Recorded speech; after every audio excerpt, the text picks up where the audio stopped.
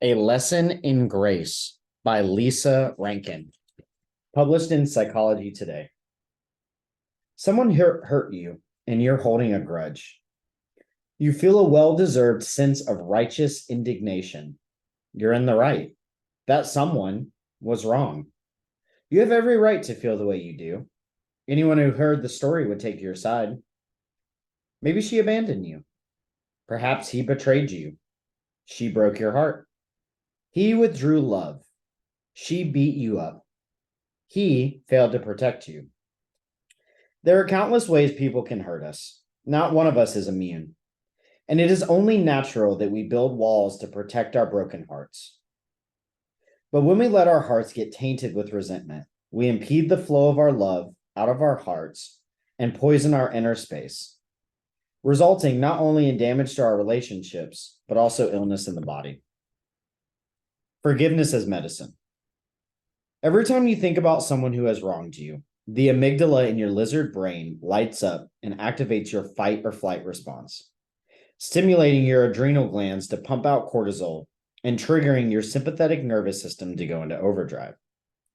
Next thing you know, boom, your heart races, your respiratory rate increases, stomach acid gets pumped out, and worst of all, the body's natural self-repair mechanisms get flipped off, putting you at a greater risk of everything from heart disease to cancer. Even the Mayo Clinic acknowledges that forgiveness is good for your health. So does Oprah. But it's more than that. Health aside, forgiveness is a fundamental part of living a happy, balanced, joyful life in alignment with your inner pilot light.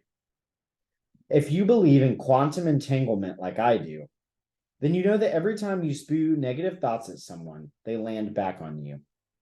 Resentment contaminates the soul, distancing you not only from other beings, but from source.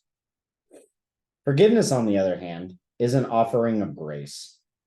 And with that grace comes emotional freedom, liberation from the downward spiral of negativity that resentment breeds, and an opportunity for personal redemption.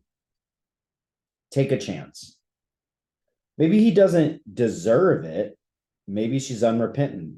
You'd certainly be justified in digging your heels in. Everyone would understand. But what if you chose to do something wildly radical, and in choosing forgiveness, you opened a door into a paradise so full of grace, you can't even imagine what might lie on the other side? What if this opened other doors, and suddenly the phone rang with that good news you've been waiting for? What if the person you love opened his heart to you? What if that illness you've struggled with miraculously disappeared? What if a huge check unexpectedly appeared in the mail? I can't prove it, but I've heard enough stories to believe that this is how the universe works. Resentment prevents miracles, while love and grace foster them.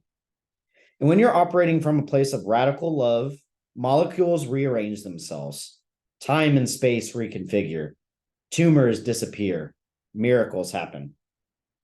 Grace isn't something that can be earned. It is an act of unconditional love and faith. And every single one of us has the capacity to grant it, no matter how heinous the crime. Do you have the courage to forgive? Who do you resent? What payoff are you getting for holding on to that resentment? Is it your righteous anger? Your sense of superiority over someone less right than you? Your attachment to punishing that person? Your stand for what is moral and good? Who might you be without that resentment? What might happen if you decided to finally let that go? What might you do to forgive that person? How could you invite grace in?